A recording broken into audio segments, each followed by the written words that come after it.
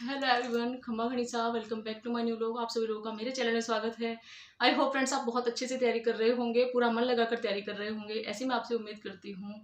और बहुत सारे एस्पिरेंट ऐसे होते हैं जिनको अब लास्ट समय में लग रहा होगा कि क्या हमसे हो पाएगा। हर वक्त ये वाला क्वेश्चन हमारे माइंड में रहता है, क्या हम इसको क्लियर कर पाएंगे।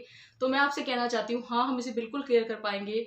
बस हमें चाहिए एक सही रणनीति, एक सही दिशा में हमें कदम उठाना है कि ऐसा कौन सा कदम उठाएं जिससे कि हम हमारे सिलेबस के कुछ भाग को कवर कर पाएँ, ताकि हम हमारे जो हमने टारगेट बनाया है उस तक पहुँच सके, जो हमने लक्ष्य बनाया है उस तक हम पहुँच सके। तो फ्रेंड्स, आज मैं आपको बताना चाहूँगी इसमें कुछ ऐसी इंपॉर्टेंट बातें जिनका अभी हमें ध्यान रखना है।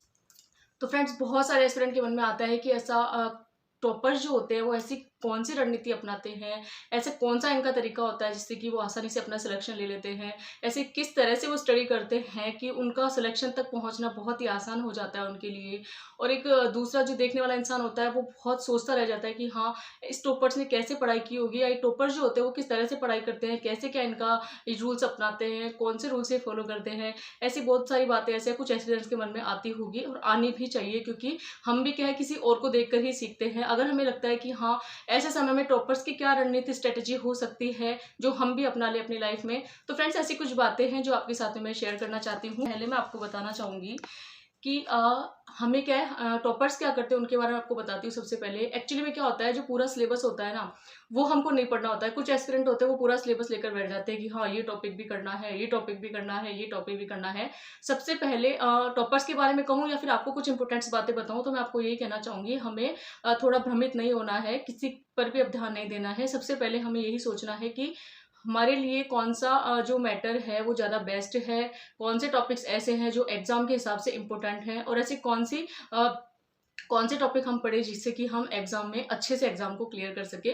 तो ऐसा कौन सा मैटर है जो बहुत हाई वेटेज है, कौन सा है जो लो वेटेज है। बहुत सारे एस्पिरेंट बहुत बड़ी गलती करते हैं। उनकी सबसे बड़ी गलती होती है कि वो क्या करते हैं, इनको हाई मैटर हो चाहे लो हो, चाहे इंपॉर्टेंट हो चाहे नहीं हो, बस उनको हम पढ़ते रहते हैं। और हमारा एक ही मन होता है कि सिलेबस पूरा कर ले एक बार कंप्लीट। चलो ठीक है, हर किसी के मन में ऐसा आता है कि हाँ, हमें सिलेबस पूरा करना चाहिए, मैं मानती हूँ अच्छे से। लेकिन अब जो समय है ना हमारे पास में, जो भी हमारे पास में 40-45 दिन बचे हैं, इसमें थोड़ा सा सोच समझ कर चलना है हमें।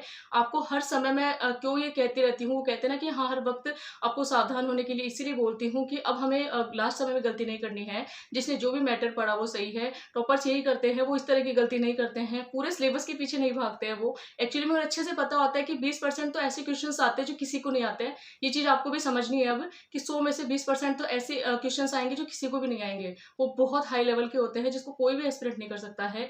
यहाँ तक कि मैं टॉपर्स की बात करूँ ना, उसमें से भी कुछ एक आध जो एस्पिरेंट है वही कर पाते हैं। तो इस बात को हमें समझना है कि सबसे पहले हमें पूरा सिलेबस नहीं पढ़ना है। कल मैंने आपको कहा था आपका जो सिलेबस बचा है वो पढ़े, लेकिन उसमें मैंने आपको कहा था कि जो टॉपिक्स आपको इंपॉर्टेंट लगते हैं ना वही आपको पढ़ने हैं।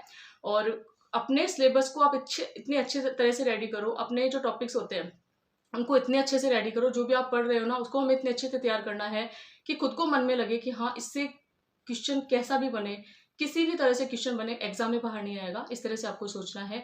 तो फ्रेंड्स, बस मेरे आपको बताने का यही एक वो मोटिव है कि हमें थोड़ा सा अभी संभल कर चलना है, थोड़ा सा समझना है किस तरह से हम पढ़ाई करें कि एग्जाम में हम अपनी बेटर परफॉर्मेंस दे सके। तो बस मैं आपको यही कहना चाहूंगी, टॉपर जो होते हैं वो इस तरह की रणनीति अपनाते हैं, अपना बहुत अच्छे प्रयास करने की कोशिश करते हैं, पढ़ाई को समय अपना ज़्यादा से ज़्यादा देते हैं, और अपने आप को इस तरह से गायब कर लेते हैं ना कि किसी इंसान को ये लगता है कि क्या वो इंसान इस दुनिया में है, या फिर हमारे आसपास है भी या नहीं भी, है ना।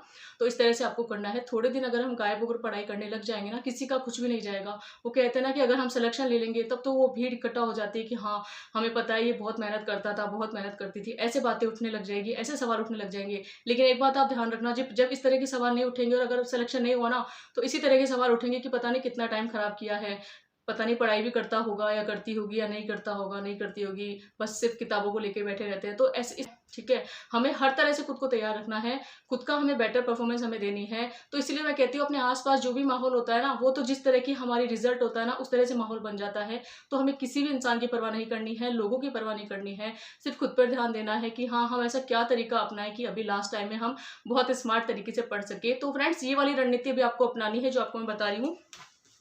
सबसे पहले आपको क्या करना है कि हमें देखना है कौन से टॉपिक का वेटेज कितना है ना, कौन सा टॉपिक है जिसका वेटेज कितना है, और कौन एग्जाम का जो, अगर हम पहले वाले क्वेश्चन से एनालिसिस करें या पहले जो पेपर हुए हमारे उनसे एनालिसिस करें तो हमें पता चलेगा टॉपिक हैं जिनमें से ज़्यादा क्वेश्चन पूछे जाते हैं, कुछ ऐसे टॉपिक्स हैं जिनसे कम क्वेश्चन पूछे जाते हैं। तो अभी लास्ट टाइम हमें यही करना है, जो ज़्यादा क्वेश्चन पूछे जाते हैं उस टॉपिक को हमें इतना ध्यान नहीं देना है, लेकिन टॉपिक्स में से कम क्वेश्चन पूछे जाते हैं उन पर हमें इतना ध्यान नहीं देना है, लेकिन जहाँ से ज़्यादा क्वेश्चन बन रहे हैं उनको आप अच्छे से पढ़ लेना, बहुत अच्छे से रेडी कर लेना। मैं चाहती हूँ वो क्वेश्चंस हमें मुंह जबानी याद रहे कि हाँ इस क्वेश्चन से, इस टॉपिक से ये वाला क्वेश्चन बन सकता है, ये वाला क्वेश्चन बन सकता है। खुद को सवाल करते हुए पढ़ते जाना है, एक बात का ध्यान रखना आप। और सबसे पहले मैं आपको ये बताना चाहती हूँ, आपको खुद को डिसाइड करना है ये वाली चीज़, क्योंकि अब जैसे एनालिसिस है ना, हर कोई इंसान कर लेता है लेकिन वो अपने तरीके से करता है। हर एक एस्पिरेंट की अपनी स्ट्रेटेजी होती है, अपनी रणनीति होती है। तो बस मैं भी यही कहना चाहूँगी आपको, आप अपना पहले वाले क्वेश्चन देखकर एक बार एनालिसिस कीजिए कि हाँ उनको हमें देखने की जरूरत है कि कौन सा टॉपिक हमारे लिए ज़रूरी है। ये हमें खुद को डिसीजन लेना पड़ता है, ये कोई भी इंसान नहीं बता सकता है हमें। तो बस वही करना है हमें। जिस तरह से एग्जाम में क्वेश्चंस पूछे जाते हैं और आते हैं कि हाँ हमें इस तरह के क्वेश्चन बन सकते हैं, उस टॉपिक पर ज़्यादा ध्यान देना है।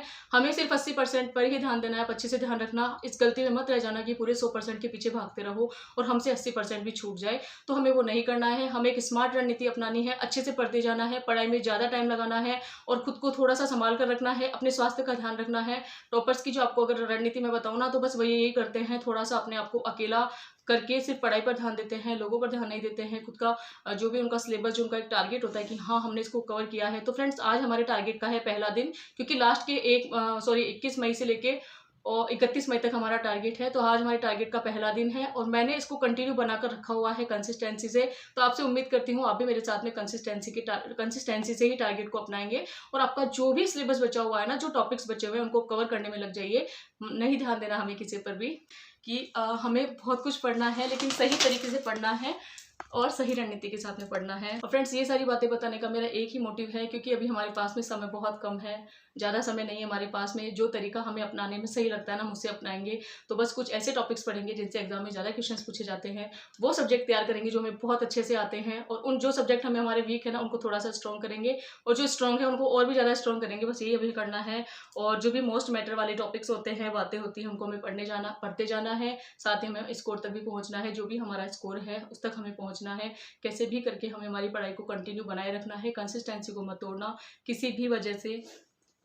और अभी ये जो समय है ना, वो खुद को स्ट्रांग रखने की ज़रूरत है। इसमें अपने आप को बिल्कुल कमज़ोर मत होने देना, ये आपको कहना चाहूँगी। रोज़ मैं आपके सामने अपना पढ़ाई का टाइम ख़राब करके अगर मैं आपके सामने अपना जो वीडियो है आपके सामने 10 मिनट का वीडियो भी लेकर आती हूँ ना, उसका बहुत बड़ा मोटिव है।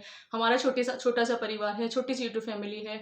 जो भी एस्पिरेंट इसमें जुड़े हुए हैं ना, उनको ये कहना चाहती हूँ बिल्कुल सीरियस होकर तैयारी करें, लेकिन टेंशन और स्ट्रेस में तैयारी बिल्कुल मत करना, और अपनी नींद को प्रॉपर टाइम देना है। आई होप फ्रेंड्स आपको आज का लोग पसंद आया होगा।